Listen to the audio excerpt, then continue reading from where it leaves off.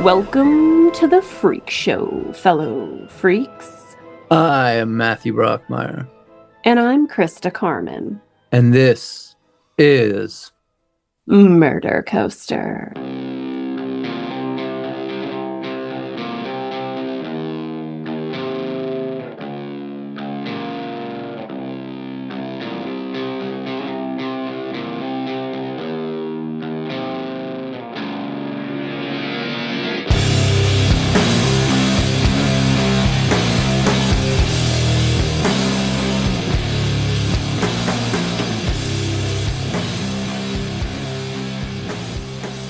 Ladies and gentlemen, welcome back to our third and final episode on Eric Harris, Dylan Klebold, and the Columbine High School tragedy. The idea of blowing up your high school is a bit of a recurring motif in popular culture. In Stephen King's book, Carrie, the bullied girl blows up her high school with her mental powers after having pig's blood dumped on her head. Alice Cooper sings about it in his song School's Out, saying, "School's been blown to pieces." And most famously, the Ramones helped their biggest fan, Riff Randall, blow up Vince Lombardi High in the movie Rock and Roll High School, an absolute classic. Not to mention the finale of the cult classic Heathers with Winona Ryder and Christian Slater, which ends with a failed attempt to blow up the high school as well.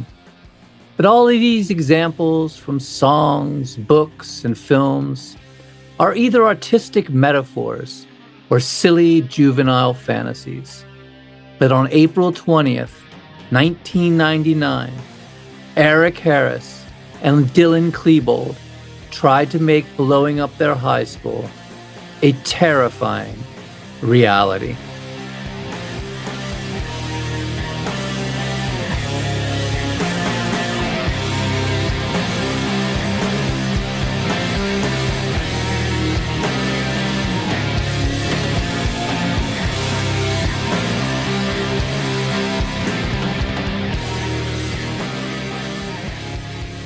Let's begin.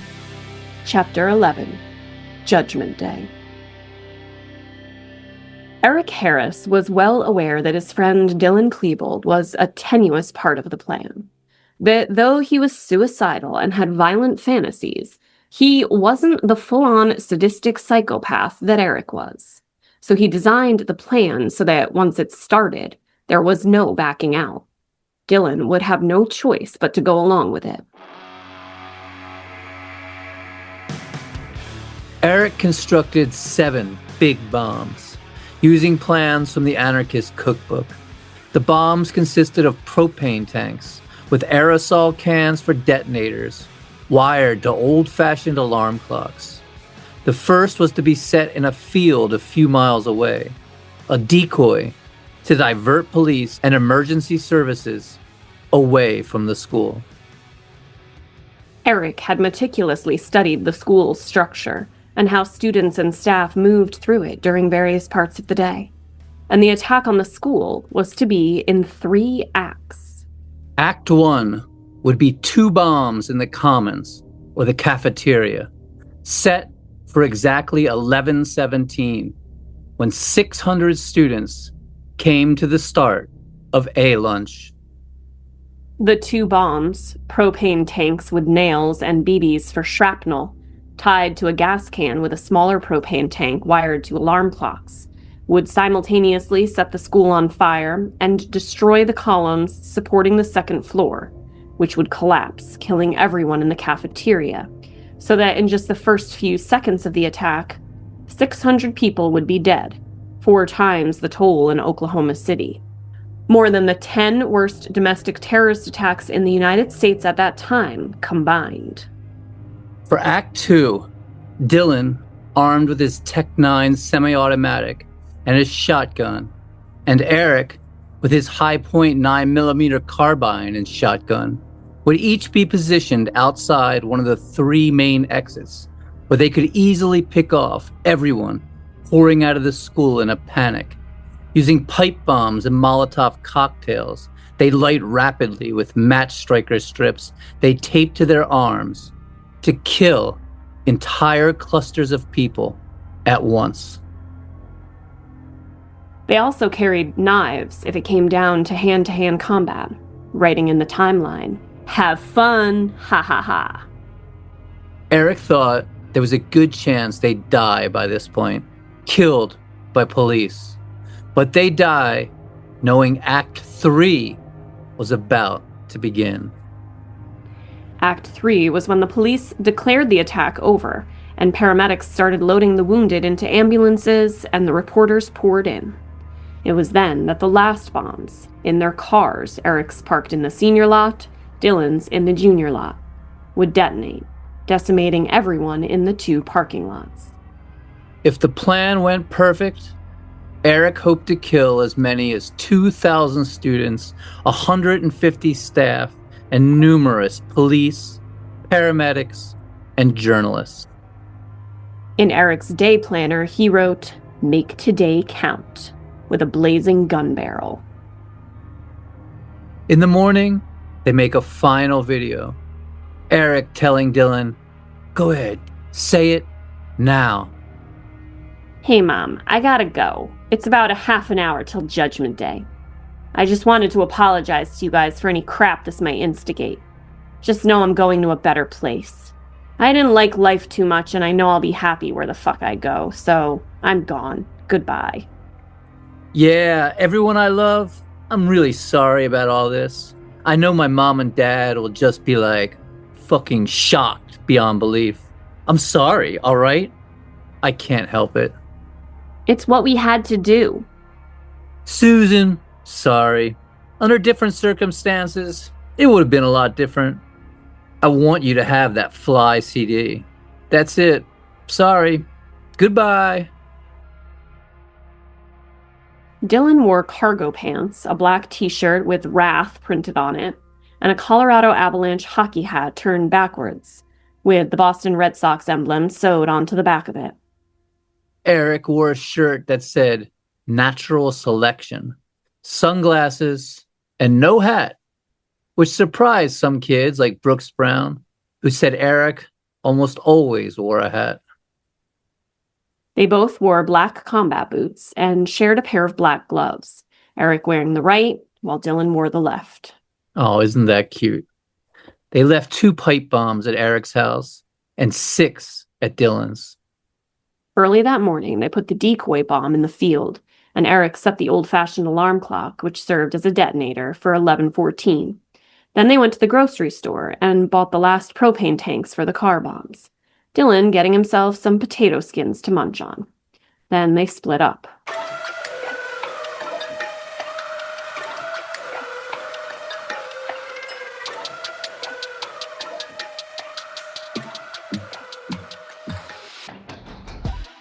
Robin Anderson was surprised to not see her crush Dylan at calculus.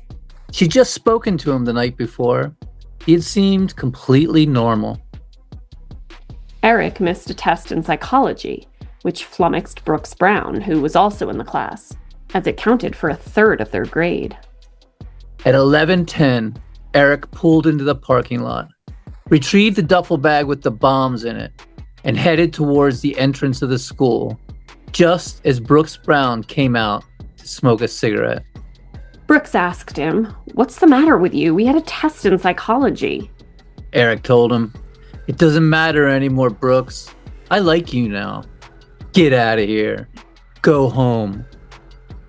Brooks was already going to skip his next class and was on his way out anyway. But as he walked south down Pierce Street, he had a very uneasy feeling. Surveillance tape shows at 11:12, Dylan and Eric still had not entered the Commons. They were behind schedule and only had 4 minutes left to make it before the timers went off. At 11:14, they entered the Commons, just a minute before the A lunch shift. None of the 500 other students noticed them carrying big, bulky bags. There were 400 backpacks of other students lying about as they placed the bombs by the columns, then scurried away, back to their cars, where they armed themselves with their shotguns and pistols. Eric putting on a military bandolier, using webbing to strap his Hi-Point 995 to himself. They put on their dusters, grabbed their duffel bags with their shotguns, ammunition, and pipe bombs, then moved to their positions by the 2 exits, where they planned to pick off survivors as they ran outside after the bombs exploded. The diversion bomb 3 miles away detonated, but only 1 pipe bomb and an aerosol canister went off. The propane tank did not explode. None of them would. All their bombs would be duds. Still, there was a loud bang and a grass fire, but it was not the diversion Eric hoped for. Instead, it had the opposite effect and actually alerted authorities that something weird was going on in the area, who then called the school. And the bombs they'd placed in the cafeteria, which were meant to blow out the pillars, causing the library to collapse and set the entire school on fire, failed to detonate at all. Chapter 12. The shooting spree begins.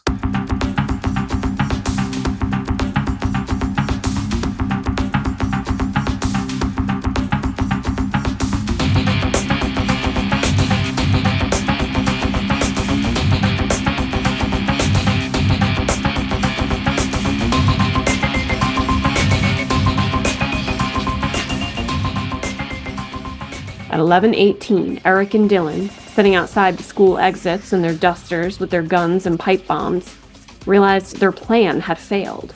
They expected the school to explode, the library to come tumbling down onto the cafeteria, killing everyone inside.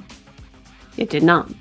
So Eric abandoned his post by the exit and went to Dylan, most likely desperate to make sure he didn't chicken out, and the 2 climbed up the outside concrete steps to the west exit. This new position put them on the highest point on campus, where they could see both parking lots, a grassy hillside where students hung out, and all the exits on that side of the building, but not the student entrance. Here they opened the duffel bags, took out their shotguns, one of them yelling, "Go, go, go!" and Dylan threw a pipe bomb towards the parking lot. But it only partially detonated, just giving off a lot of smoke, making several students think a prank was unfolding. Then Eric took off his duster and opened fire as Dylan cheered him on. It was exactly 11:19 a.m.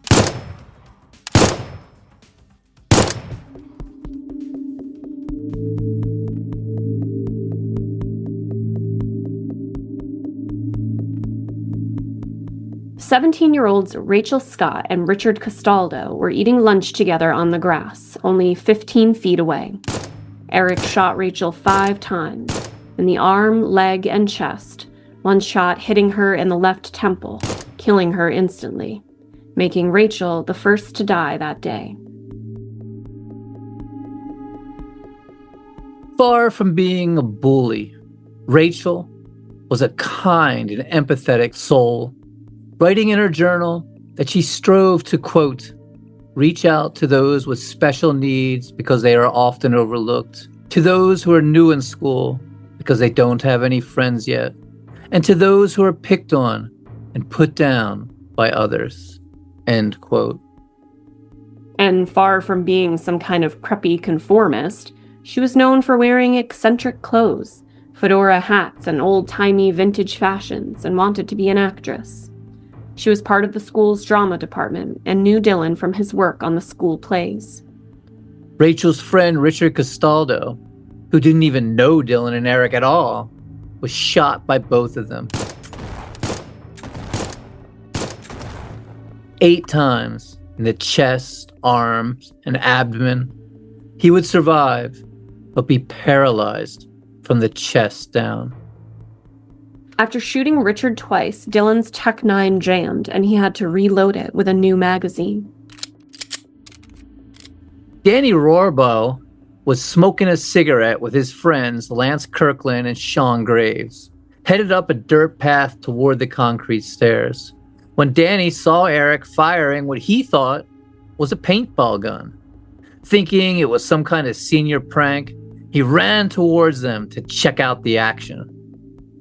Eric shot Danny in the left knee, and as he fell, Eric shot him in the chest and again in the abdomen, piercing his heart, liver, and stomach and killing him instantly. Danny was the second to die that day. Lance was shot in the chest, leg, knee, and foot, the blast knocking him unconscious. Sean looked up, laughing, still thinking it was paintballs, until he was shot in the neck. He went to run, but fell, unable to feel his legs. Lance regained consciousness, not realizing what was happening, looked up at Dylan and cried for help. Dylan said, "Sure, I'll help," and shot him in the face with his shotgun, blowing away the lower left side and exposing his jaw. Miraculously, Lance would survive. Eric and Dylan threw pipe bombs down the stairs, into the grass, and onto the roof, laughing uproariously. The pipe bomb that detonated on the roof would confuse many people, making them believe there was a third shooter positioned there. Dylan fired down the concrete steps with his shotgun, grazing Nicholas Foss and injuring him. Someone grabbed Sean Graves and began dragging him into the cafeteria, but was stopped by an adult who said not to move injured people. They could be making it worse. And he was left prop up in the entrance with the door pressed against him. A janitor came and held Sean's hand, said he'd be back, and told him to just play dead, which he did, rubbing blood on his face. It worked, as Dylan then walked in, stepped right over him, and said, "Sorry, dude." Chaos erupted in the cafeteria as 488 students went into a complete panic. Some ran for the stairs, some hid under tables. Coach and teacher Dave Sanders heard the commotion from the faculty lounge and ran out, 2 custodians following behind. He yelled for students to get down, then quickly changed his mind and told them to run, run, run. Dave Sanders led students to a stairway to the second floor, then down a corridor and toward the east exit. In Science Room 3, students were taking a chemistry test and heard what they thought was pebbles being thrown at the windows. The teacher told them to stay seated and just concentrate on their test. Eric, still positioned at the top of the concrete stairs, turned west and fired 7 shots in the direction of 5 students sitting on the grassy hillside. Michael Johnson was hit in the face, leg, and arm, but managed to run away and escape. Mark Taylor was shot in the chest, arms, and leg and fell to the ground, where he faked death. The other 3 escaped uninjured. As Dylan entered the cafeteria, there were 100 kids caught in the staircase, jammed in with no cover. He raised his Tech-9, swept it in an arc, but did not fire.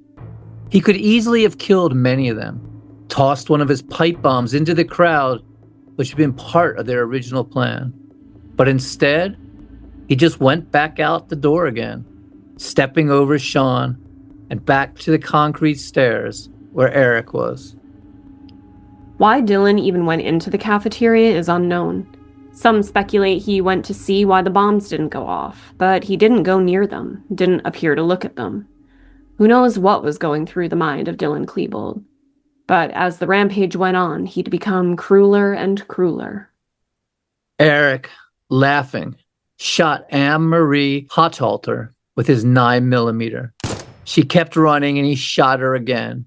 She fell to the ground, and another student dragged her to the side of the building, out of Eric's sight, then let go of her, ducking behind a car in the senior parking lot as Eric bellowed, "This is awesome!"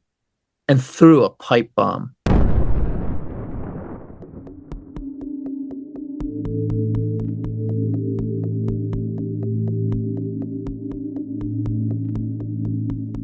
Students had fled across the senior lot and were climbing the chain link fence, and Eric and Dylan shot at them as they escaped into the surrounding suburbs.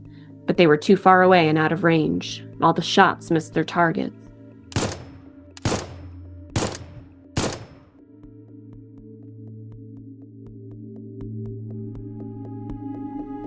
It was now 11:23. The spree had been going on for just 4 minutes. At that moment, the first 911 calls were coming in, and Deputy Gardner was the first officer alerted. Deputy Gardner was actually assigned to the school. He was there every day, and he usually ate lunch in the cafeteria. But that day, he was eating in his patrol vehicle in order to observe the smoker's pit, where students gathered to smoke cigarettes. Deputy Gardner pulled into the parking lot and saw smoke rising, kids running.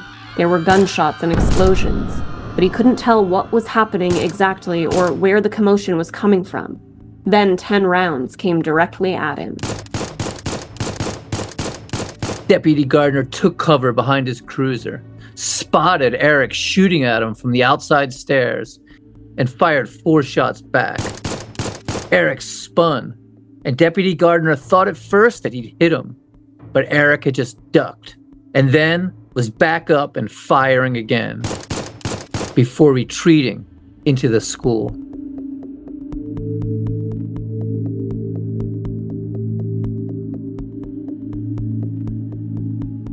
At this point, Eric had fired 47 times, Dylan just 5. A motorcycle cop, Deputy Paul Smoker, was the next on the scene, driving his motorcycle right through the soccer fields and baseball diamonds and parking behind an equipment shed. As Deputy Smoker approached the parking lot to join Deputy Gardner, he encountered a wounded boy who told him he'd been shot by a kid named Ned Harris. Then Deputy Gardner yelled across the parking lot to him, "There he is!" as Eric poked his rifle through a shattered window, and both Deputy Gardner and Deputy Smoker began firing at him, Eric firing back at them. Deputy Smoker later said, "We didn't know who the bad guy was, but we soon realized the sophistication of their weapons. Those were big bombs, big guns. We didn't have a clue who they were, but they were hurting kids." Students ran into the surrounding suburbs, banging on front doors for help, panicked, crawling under bushes. 150 gathered in one house that let them in. Many went to Leawood Elementary School, which became a rendezvous point, parents pouring in, kids sitting on stage weeping, waiting to be discovered. Hundreds fled and took cover. Others still thought it was a prank, including art teacher Patty Nielsen, who was on hall monitor duty that day. When she heard the racket and peered through a glass-paned door and saw a boy with a gun firing into the senior parking lot, she assumed the gun was a prop from the drama department, and a very loud one, very inappropriate, and she stormed towards him to tell him to knock it off. Eric spotted her coming, smiled, raised his rifle, and fired. The glass door exploded. The bullet whizzing by her as she exclaimed, "Dear God!" and ran, Eric continuing to fire bullets, sending glass and metal shards into her shoulder.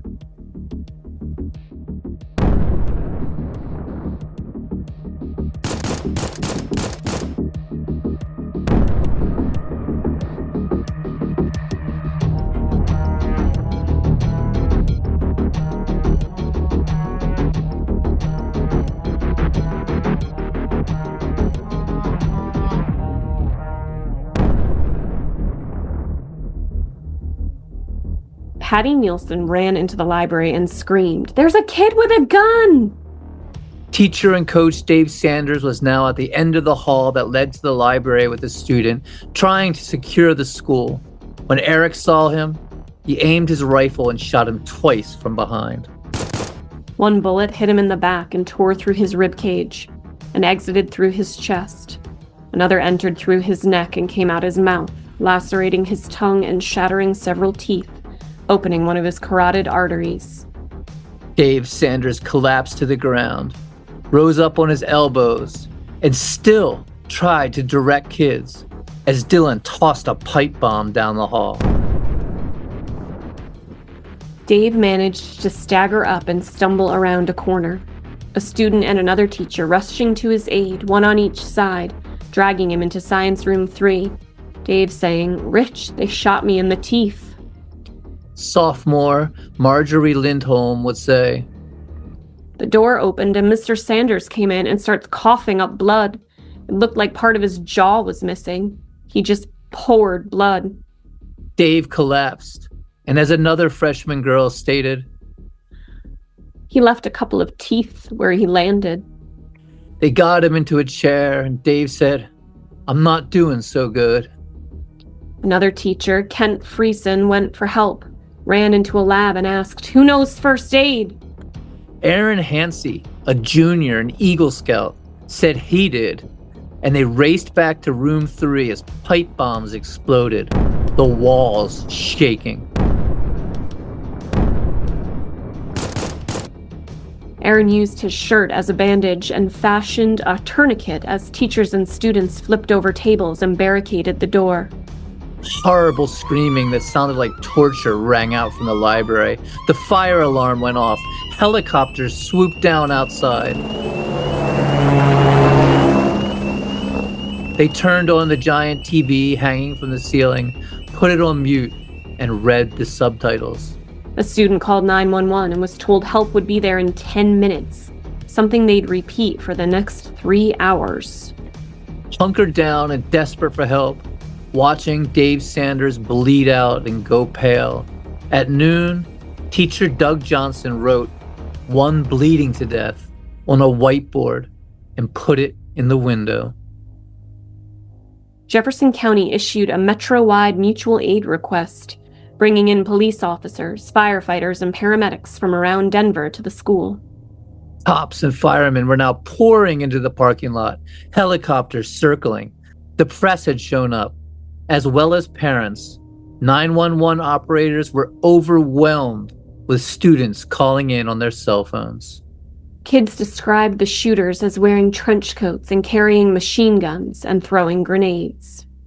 Because Eric and Dylan had taken their coats off, there were conflicting reports of what they were wearing. Some reported shooters with trench coat, others in t-shirts. And because pipe bombs had been thrown on the roof, some were saying there were shooters there. Others saying there were shooters on the outside steps or in the hall or in the cafeteria, leading authorities to believe there were multiple shooters in various parts of the school. Police set up a perimeter, paramedics establishing triage areas, cops laying down suppressive fire to protect evacuations as bombs went off inside, shaking the walls and buckling windows. A command post was set up in a trailer in Clement Park. All was utter confusion and pandemonium. Chapter 13, The Library.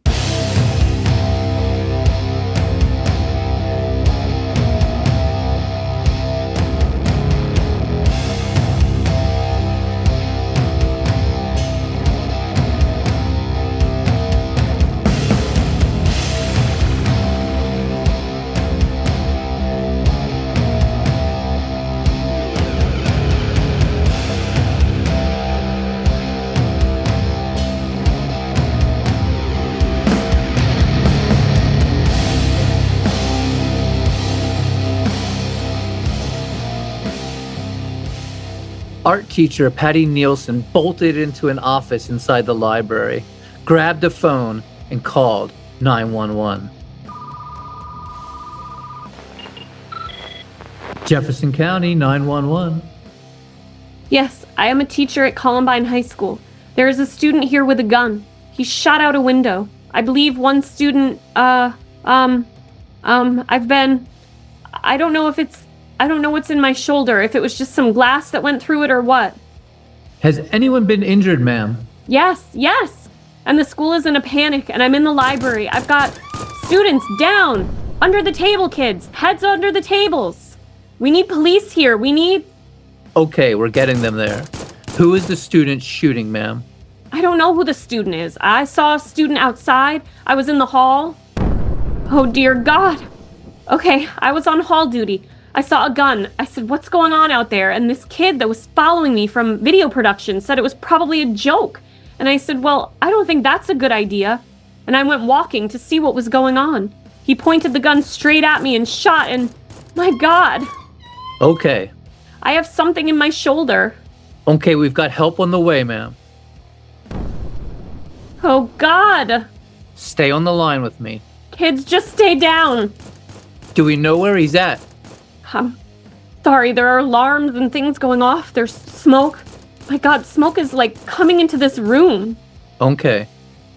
I've got the kids under tables here. I don't know what's happening in the rest of the building. Okay.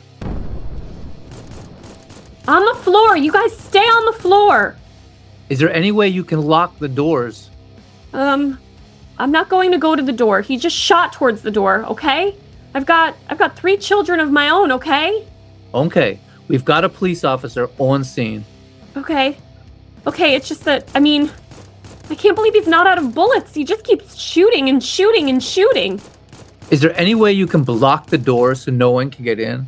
He's right outside that door. I'm afraid to go over there. Okay, as long as we can keep everyone there as calm as we can.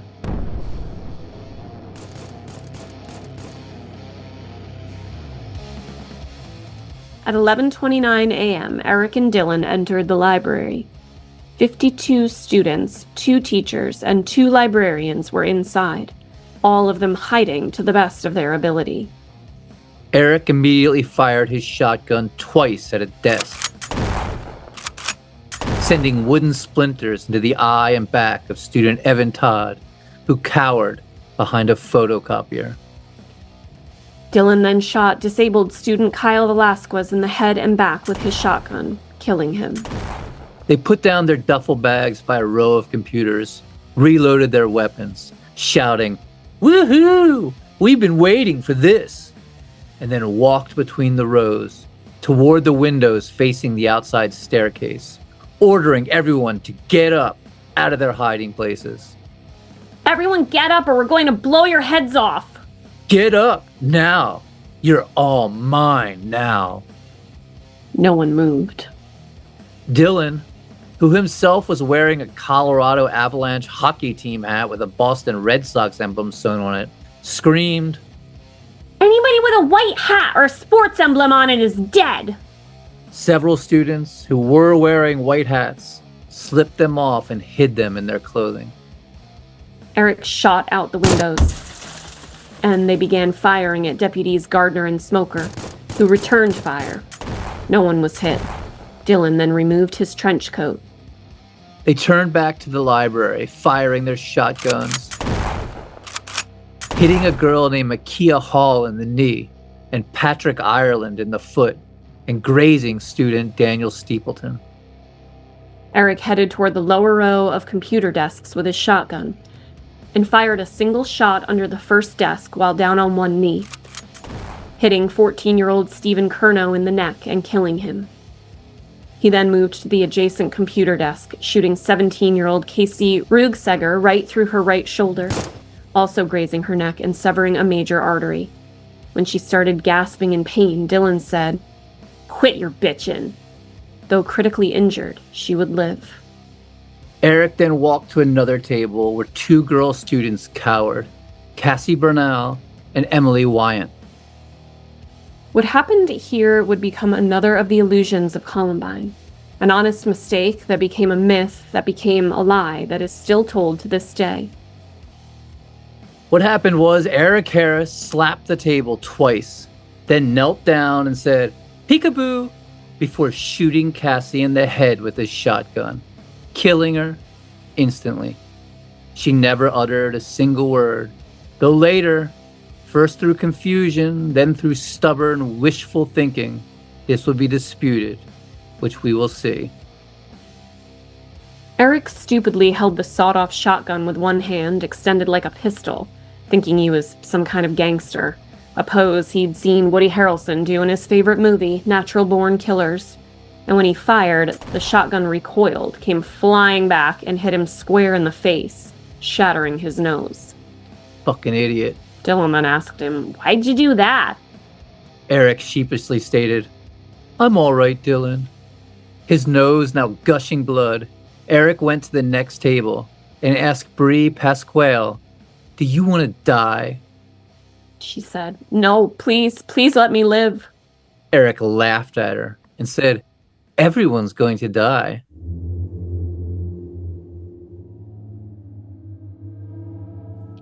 Dylan, who really becomes a total dickhead at this point, discovering the sadistic side of himself, egged Eric on, saying, "Shoot her, shoot her!" But Eric declined, saying, "Nah, we're going to blow up the whole school anyway." Dylan then noticed wounded Patrick Ireland, who'd been hiding under a table, helping his friend Makia Hall, applying pressure to her knee to staunch the bleeding. And as the top of his head poked up from behind the desk, Dylan blasted him with his shotgun, a single pellet entering Patrick's skull and burrowing 6 inches into his brain, paralyzing the right side of his body. Despite having a shotgun pellet deeply embedded in his brain, Patrick would live, and in a few hours would make a dramatic escape that was filmed live by the media and broadcast onto televisions around the world. He'd later say, quote, "After I was shot, I blacked out and was unconscious through most of the mayhem. It was a blessing in disguise. It saved me from a lot of traumatic memories."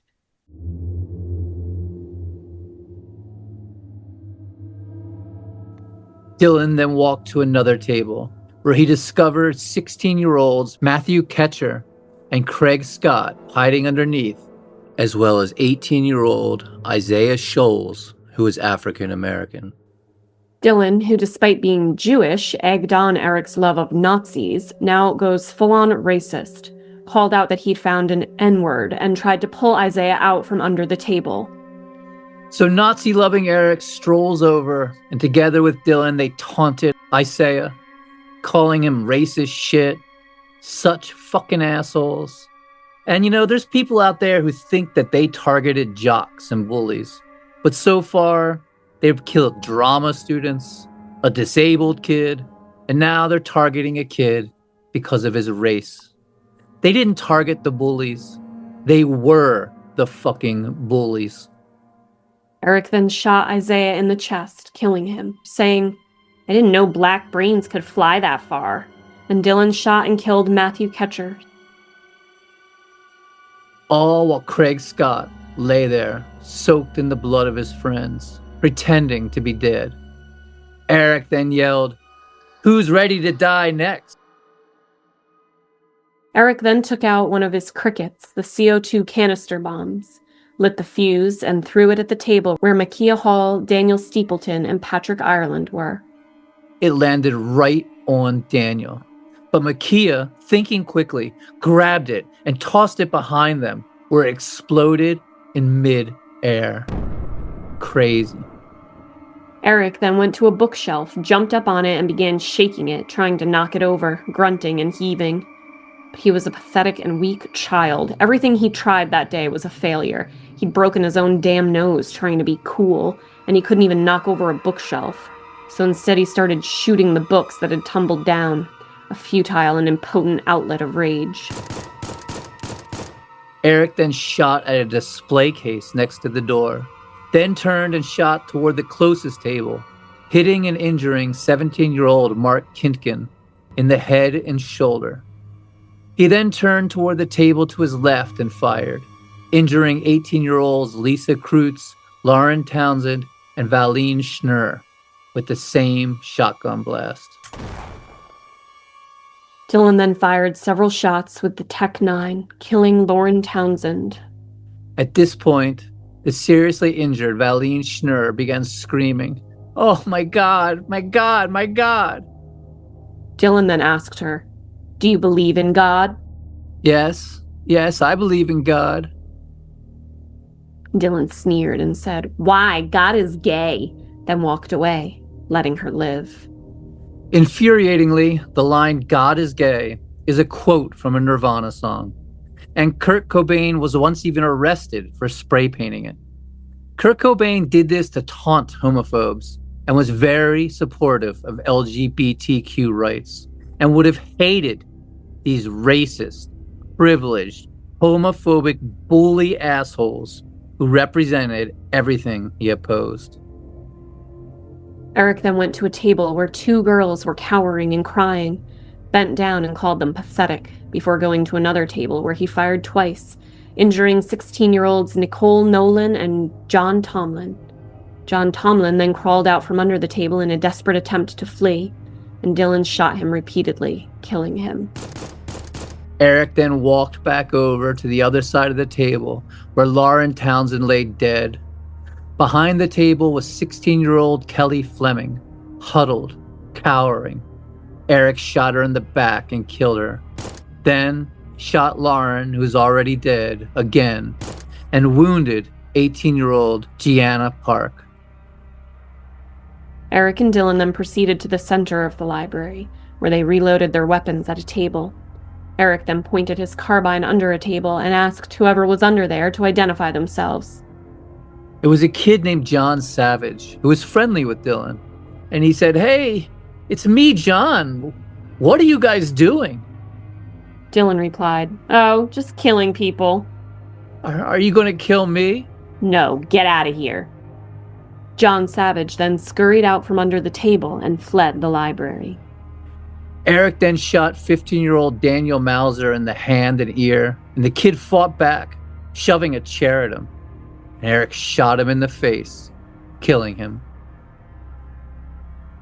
Eric then fired 3 shots under another table, critically injuring 2 17-year-olds, Jennifer Doyle and Austin Eubanks. Dylan then shot 17-year-old Corey DePuter, killing her, and said maybe they should use their knives and start stabbing people. But they didn't. Eric lit a Molotov cocktail and threw it, but it failed to explode. Dylan pulled a chair out from the desk and pointed his Tech 9 at Evan Todd, who was wearing a white hat, and asked if he was a jock.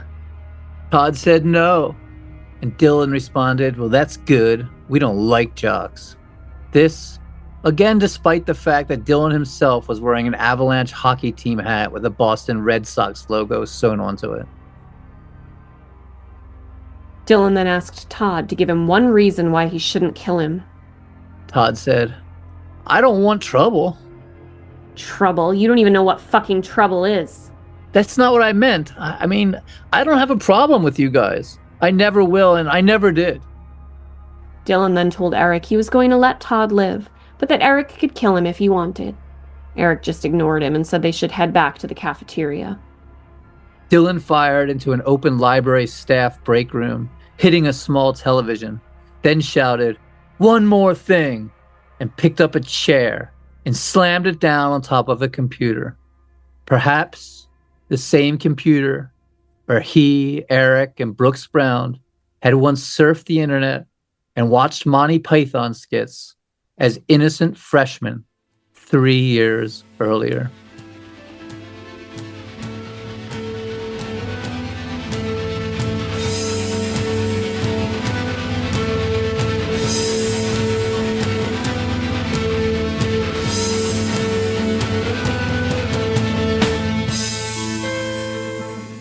As Dylan and Eric walked out of the library, it was exactly 11:36. Chapter 14, The Suicides.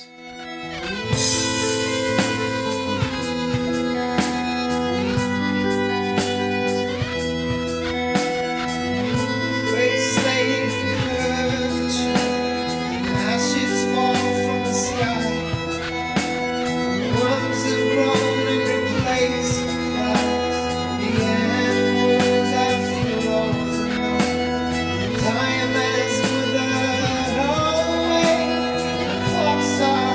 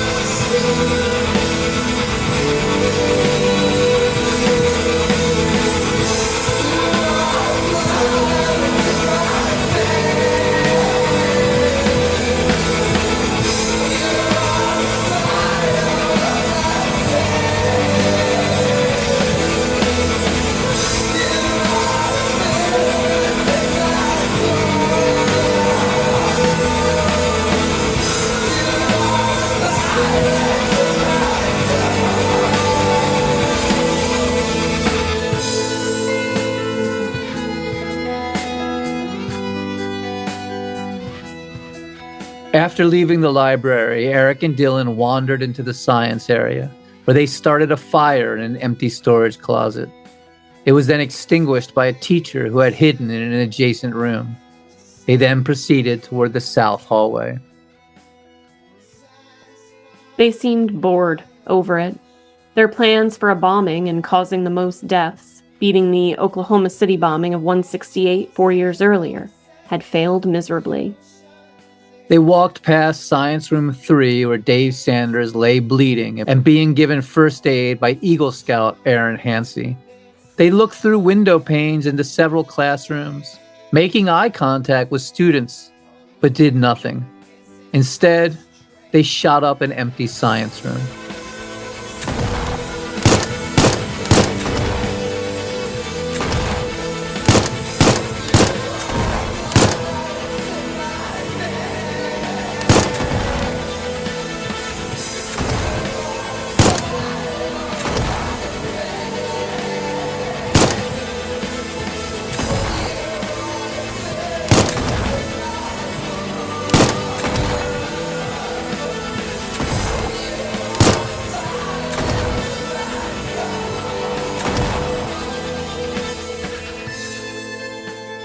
Psychologists would later state this was the cooling off period a psychopath goes through after a spree of violence. At 11:44 a.m., school security cameras showed them re-enter the cafeteria. Shoulders drooped now, heads down, looking spent and kind of defeated. Eric's nose shattered. The recording shows Harris crouched against the rail on the staircase and firing toward the propane bombs left in the cafeteria in an unsuccessful attempt to detonate them. This last-ditch effort to get their bombs to go off was not only an attempt to fulfill their original plan of demolishing the school, but a suicide attempt as well, as they were well within the blast path. As Dylan approached the propane bomb and examined it, Eric took a drink from one of the cups left behind. Dylan lit a Molotov cocktail and threw it at the propane bomb. About a minute later, the gallon of fuel attached to the bomb ignited, causing a fire that was extinguished by the fire sprinklers a few minutes later, flooding the place. They left the cafeteria at 11:46. After leaving the cafeteria, they returned to the main hallway of the school and fired several shots into the walls and ceilings as students and teachers hid in rooms. They walked through the south hallway into the main office before returning to the north hallway. At 11:56, they returned to the cafeteria and briefly entered the school kitchen. They returned up the staircase and into the south hallway at 12 p.m. They re-entered the library, which was now empty of survivors except for the unconscious Patrick Ireland and the injured Kreutz. At 12:02 p.m., they again began shooting at police through the library windows, police firing back. No one was injured in the exchange. By 12:05, all gunfire from the school had ceased. Dylan lit a Molotov cocktail and threw it at the table that the unconscious and partially paralyzed Patrick Ireland lay beneath, the table catching on fire. Eric, exhausted, defeated, most likely in horrible pain from his shattered nose, sat down with his back to a bookshelf, put his sawed-off shotgun in his mouth, and squeezed the trigger. Blood splattering the books behind him. Dylan dropped to his knees before his best friend, put his Tech-9 to his left temple, and pulled the trigger. His brains sprang out onto the flaming table, then toppled forward dead. The fire on the table triggered the sprinklers, which began cascading water down, extinguishing the blaze.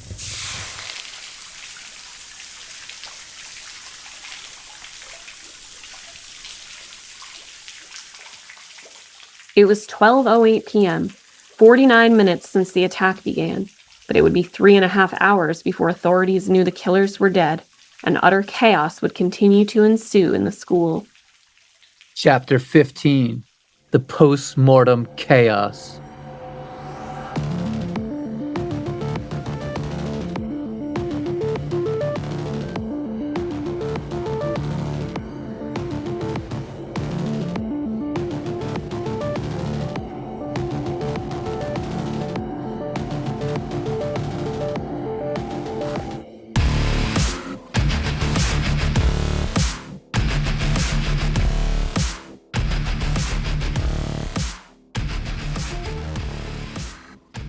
There were still approximately 300 students in the school, hiding and afraid to move.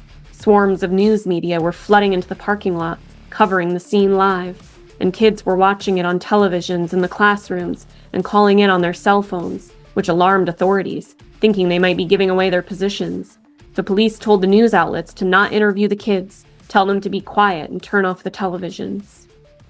Dylan's friend Nate Dykeman was terrified that it might be Eric and Dylan responsible for the rampage, and called Dylan's house, hoping that he was there. Dylan's father answered and said, "No, he's not home." Nate told him, "There's kids in trench coats shooting up the school." Dylan's father then went to his closet to see if the duster was there.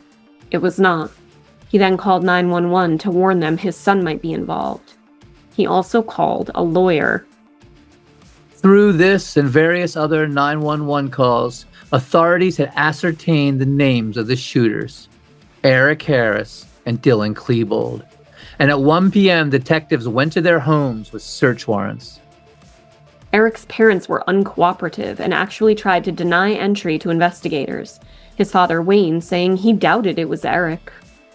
But in Eric's room, police quickly located the sawed-off barrel from the shotgun he named Arlene, ammunition, fireworks, bomb materials, and a page from the anarchist cookbook on how to make bombs. Dylan's parents were cooperative and communicative, telling them everything about Dylan and who his friends were.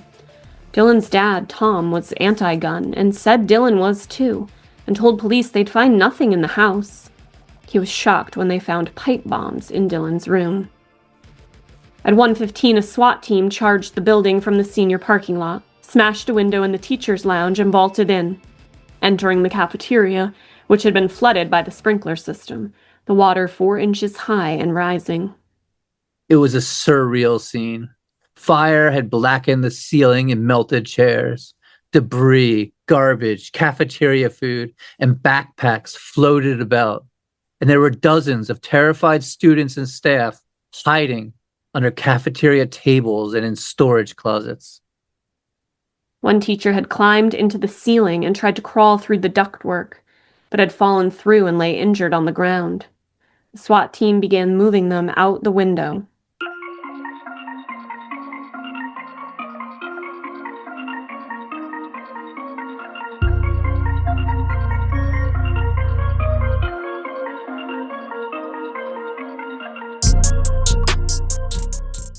Meanwhile, in the library, Patrick Ireland had awoken, and for 3 hours, with half his body paralyzed, had been crawling across the floor and to the window. And at 2:25, a policeman in a helicopter noticed him, pulling himself up to the shattered window, sagging against the frame, clearing away pieces of broken glass and preparing to jump. News crews filmed the harrowing scene live from the outer edges of the parking lot. An armored truck pulled up beneath the window, SWAT officers leaping out as snipers on the roof provided cover. Patrick, in a daze, a shotgun pellet embedded deep in his brain, collapsed forward, the window ledge catching him at the waist as he toppled. 2 SWAT officers clambering onto the roof of their truck and catching him just as he came tumbling out. A harrowing sight that kept the watching world on the edge of their seats as he was loaded into an ambulance that raced away to the hospital. As SWAT teams began moving through the school, they'd shoot the locks off any locked door they encountered, and the sound of gunfire made the news media outside believe the rampage was still going on. At 2:47, 3.5 hours after the attack began, clusters of students were still bursting out of the school from hiding. At 3 p.m., the SWAT team burst into the science lab where Dave Sanders lay bleeding out and demanded everyone put their hands on top of their heads and exit. Several people said that someone had to stay behind with Mr. Sanders, but the SWAT team told them to be quiet and do as they were told. Everyone had to evacuate. Students and teachers offered to make a stretcher out of a table to haul Dave out, but the SWAT team told them no and said a medic would be there soon. They were marched out through the ankle-deep water, past dead bodies. 2 SWAT team members stayed behind with Dave. A paramedic was brought in, but it was too late. He was gone.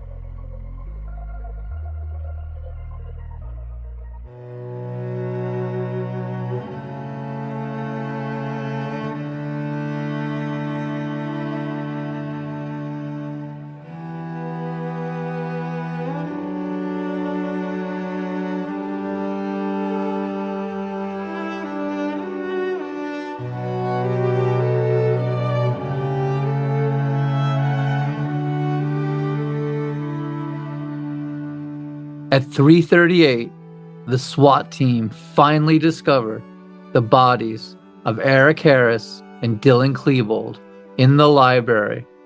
The massacre was officially over. Chapter 16. Cassie Bernal.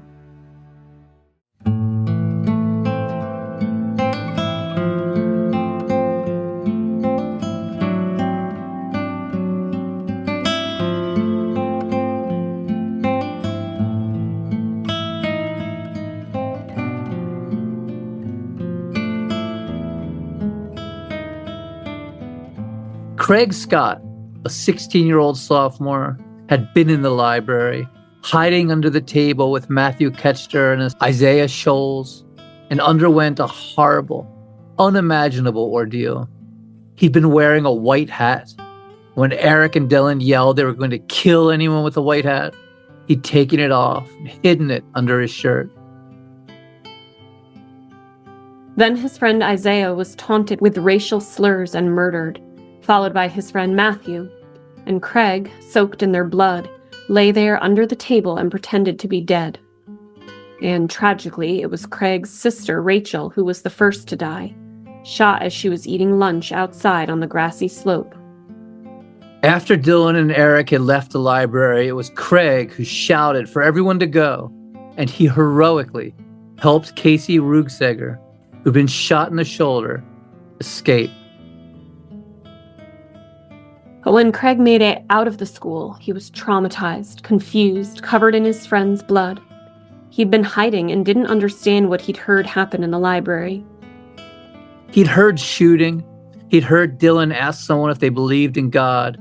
And somehow, he got it in his head that Dylan had asked Cassie Bernal if she believed in God. And when she said yes, he had killed her. But he was wrong. It was Eric who killed Cassie after saying peekaboo, and she hadn't said a thing before being shot. Dylan had actually asked Valine Schnurr if she believed in God, and when she had said yes, he let her live, laughing and saying God was gay. This would be confirmed by not only Valine, but by Lisa Kreutz, who was next to her, injured in the same shotgun blast, and can actually be heard happening in the background of the 911 call by Patty Nielsen. But the version of the story where Dylan asked Cassie if she believed in God and then killed her when she said yes spread rapidly. Cassie was an evangelical Christian, and it was said she'd come to Columbine to convert lost souls.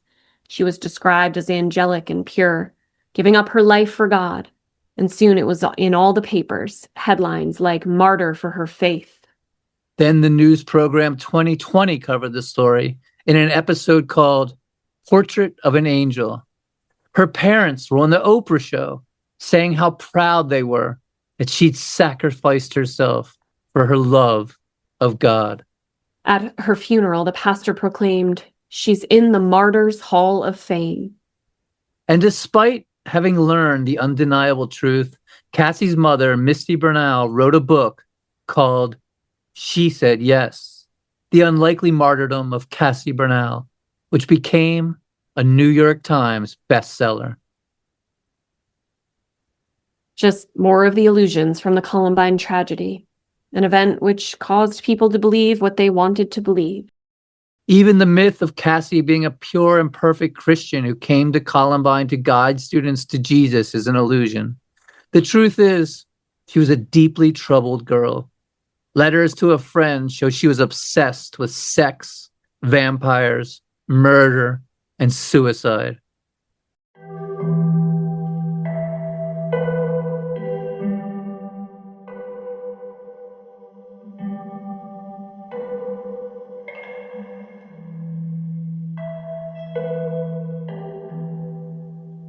Her friend had written her saying, quote, "Kill your parents, make those scumbags pay for your suffering.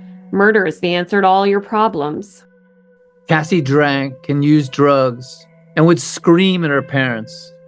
"You want to watch me kill myself? Just watch. I'll put a knife right here through my chest." Her parents, worried about the influence of the school she was attending, then sent her to Columbine for a new start. A year before the massacre, Cassie had attended a religious retreat. She became born again, devoting herself to Jesus, but still struggled deeply. She didn't go to the prom, saying it was because no one liked her. And the very day she died, her youth group was having a staff meeting where they discussed, quote, "How do we get Cassie to fit in better?" But the illusion of her as a martyr still persists to this day, as well as many other illusions.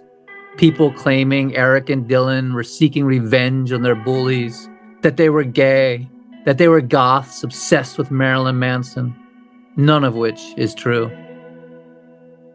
In another of the Columbine illusions, Eric's application for the Marine Corps had been rejected, and this would long be said to be one of the reasons he carried out the attack. But the truth was, though he had been rejected, he had not been notified of this yet, and had no idea of his rejection on the day of the attack. And he most likely didn't ever plan on going in the Marines to begin with. That had been a ruse. It would also later be reported that Eric had gone off his antidepressant medication, Luvox, yet his autopsy later showed it was indeed in his system the day he died. In the end, Eric Harris had no real excuses or reasons for what he did, besides being a textbook psychopath hell-bent on a sadistic desire to kill.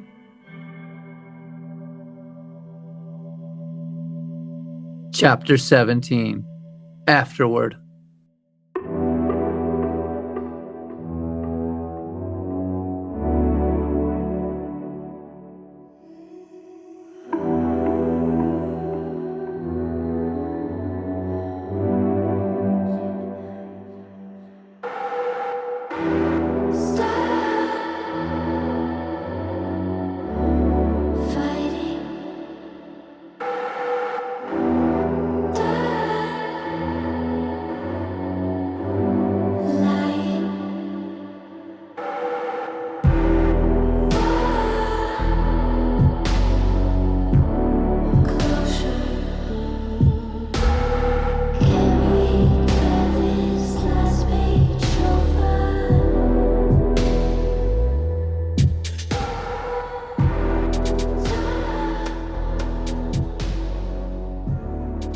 There was talk of tearing the school down, demolishing it and moving on.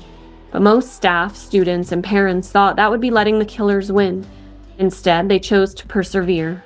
And instead, they remodeled the building. And just 4 months after the tragedy, Columbine High School reopened its doors for class.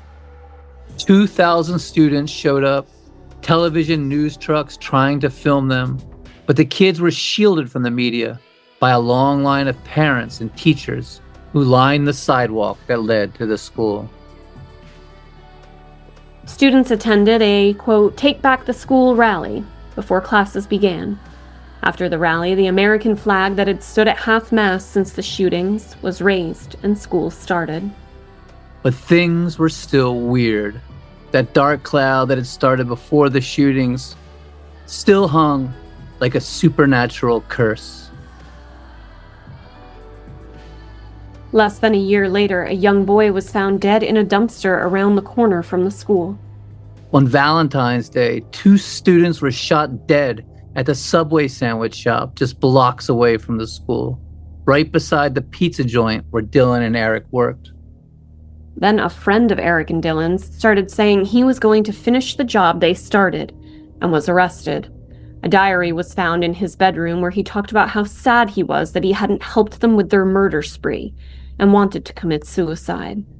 The star of the basketball team committed suicide. The mother of one of the survivors, Anne Marie, took her life. Substance abuse spiked. There was a marked increase in traffic accidents and DUIs.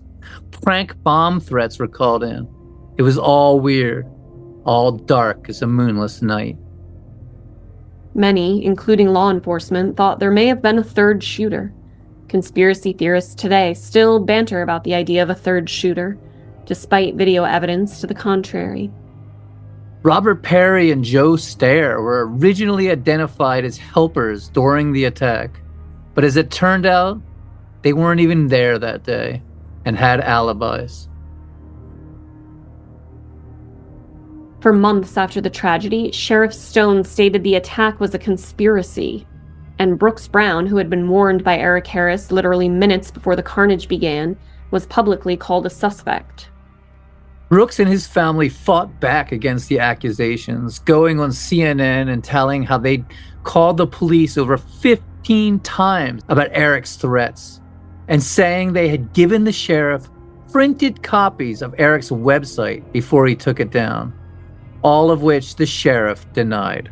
These printed pages of the website, documenting the making of bombs and the desire for a mass killing, as well as the search warrant that was never signed, had been conveniently lost by the sheriff's department, but would turn up years later.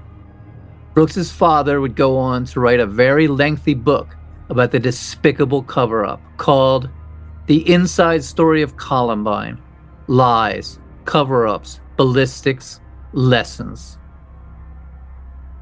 Investigators also thought it could have been an elaborate conspiracy involving Chris Morris, Phil Duran, and Nate and Zach, who'd all seen pipe bombs and heard about the napalm, and Robin Anderson, who'd helped buy 3 of the guns. All of their homes were searched, but there was nothing. No weapons, no bombs, no manifestos. In the end, investigators were left with the conclusion that Eric and Dylan had done it on their own. And though there were many red flags, no one, not teachers, sheriffs, friends, counselors, or parents, knew exactly what the boys were up to, what they planned, Dylan's yearning for suicide, Eric's desire for sadism and pain. On November 13, 1999, Mark Maines was sentenced to 6 years in prison for illegally selling the Tech-9 to Dylan, who was a minor, and for possessing a dangerous weapon when he fired the sawed-off shotgun in the Rampart Range video. He served 19 months before he was released to a halfway house. He was denied parole 3 times. He was released in 2002 under an electronic monitor. Patrick Ireland, the boy who dramatically escaped through the library window live on television, spent 7 months in therapy and had to relearn how to walk, talk, and read. He now still walks with a limp and has permanent injuries to his right hand. Patrick was one of the students who returned to Columbine for his senior year. He'd been an all-A student who planned to become an architect, but his motor skills were too damaged to draw, a fundamental aspect of architecture, and reluctantly he gave up that dream, but went on to study business finance at Colorado State University, where he met his wife on his first day at campus. They now have 3 children together.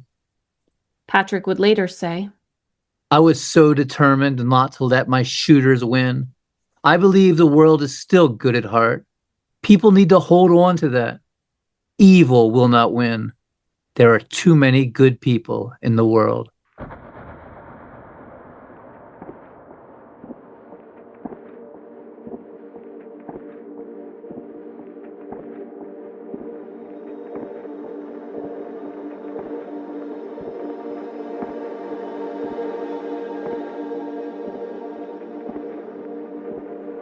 Eric Harris stated in his journals a desire to leave a mark on the world, start a revolution, and return as a ghost to haunt survivors. And he weirdly accomplished all 3 of these, for there have been over 65 mass shooters inspired by Columbine. They call it the Columbine effect. Seung-Hui Cho, a student at Virginia Tech, read Eric and Dylan's journals and was so inspired that on April 16, 2007, he went to his college and killed 33 people, the worst school shooting to date.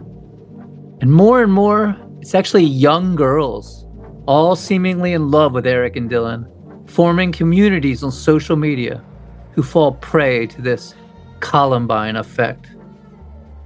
On December 16th, 2024, 15-year-old Natalie Lynn Rupno, who wore the same t-shirts as Eric, went to her school in Madison, Wisconsin with 2 pistols, killing a student and teacher and wounding 6 others before taking her own life.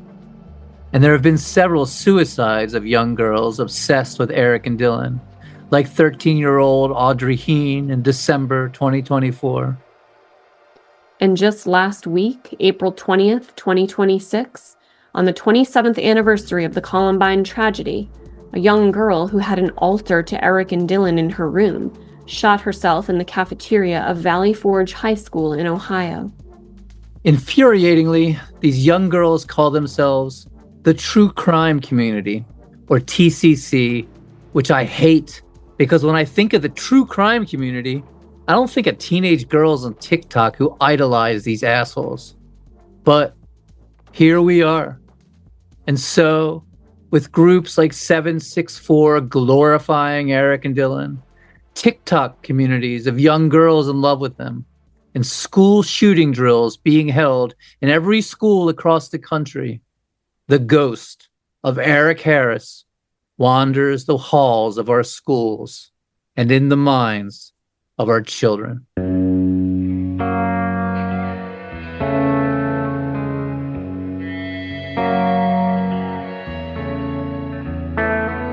And that, ladies and gentlemen, is the story of Eric Harris, Dylan Klebold, and the Columbine High School tragedy. Thank you so much for listening. We are going to take a short break, but we will be back soon. We have some great stuff planned for this summer and have amassed a bunch of fabulous music from folks that we're eager to share. But for now, Christa is putting the finishing touches on a novel.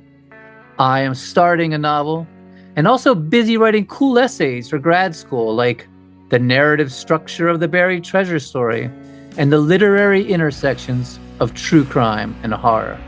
But we will be back, I promise. Feel free to reach out to us for any reason at all at murdercoasterpodcast@gmail.com. And as Ira Glass says, stay with us. Stay with us. Bye-bye.